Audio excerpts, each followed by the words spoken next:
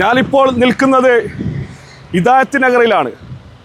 ദേശീയപാതയുടെ വികസന പ്രവർത്തനം ആരംഭിച്ചപ്പോൾ ഏറ്റവും കൂടുതൽ ആശങ്കപ്പെട്ട ഒരു പ്രദേശം കൂടിയാണ്. ഈ പ്രദേശത്ത് ഇവിടുത്തെ ആളുകളൊക്കെ ക്ലബ്ബുകളും അമ്പലങ്ങളും പള്ളികളിലെയും ആളുകളൊക്കെ ഒരുമിച്ച് കൂടി ഇവിടെ ഒരു ആക്ഷൻ കമ്മിറ്റി രൂപീകരിച്ചു.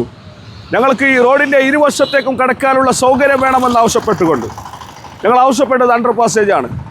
ആ അണ്ടർ പാസേജ് ആവശ്യപ്പെട്ട് ഒരു പ്രതിഷേധ സംഗമവും പത്രസമ്മേളനവും രാപ്പകൽ സമരവും പന്തംകൊളുത്തി സമരവും പോസ്റ്റ് ഓഫീസ് മാർച്ചും മെയിൽ ക്യാമ്പയിനും അടക്കമുള്ള സമര പരിപാടികൾ ഞങ്ങൾ സംഘടിപ്പിച്ചു. പക്ഷേ അന്ന് അവർ പറഞ്ഞത് ഒരു അണ്ടർ പാസേജ് നൽകാനുള്ള സാഹചര്യം ഇവിടെ ഇല്ല എന്ന് ഞങ്ങൾ മനസ്സിലാക്കുന്നു. പക്ഷേ ഞങ്ങളുടെ ഫുട് ഓവർ ബ്രിഡ്ജ് എന്ന് പറയുന്നത് ഞങ്ങളുടെ അവകാശമാണ്. അത് യാഥാർത്ഥ്യമാക്കാനുള്ള പോരാട്ടത്തിലാണ്. അവരുടെ പരിഗണന ലീസ്റ്റിൽ ഹിദായത്ത് നഗറും ഹിദായത്ത് ബസാറും വന്നിട്ടുണ്ട് എന്നത് വളരെ സന്തോഷമുള്ള കാര്യമാണ്. ഞാൻ കഴിഞ്ഞ ആഴ്ച പോലും കലക്ടറെ കണ്ടിട്ട് ഇതിനെ ഏറ്റവും പെട്ടെന്ന് നിർമ്മിക്കുന്ന ഒരു കാറ്റഗറിയിലേക്ക് ലിസ്റ്റിലേക്ക് പെടുത്തണമെന്ന് ആവശ്യപ്പെട്ടിട്ടുണ്ട്.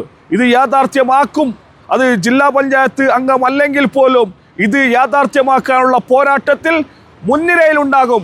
ഇതിനു വേണ്ടി ഞങ്ങൾ ഒരുമിച്ച് കൂടിയപ്പോൾ ആക്ഷൻ കമ്മിറ്റി ചെയർമാനായി ഇതിൻ്റെ ദൗത്യം എന്നിൽ ഏൽപ്പിച്ചപ്പോൾ ഏറ്റവും കൂടുതൽ സമരം ചെയ്തത് ഹിദായത്ത് നഗറിലാണ്.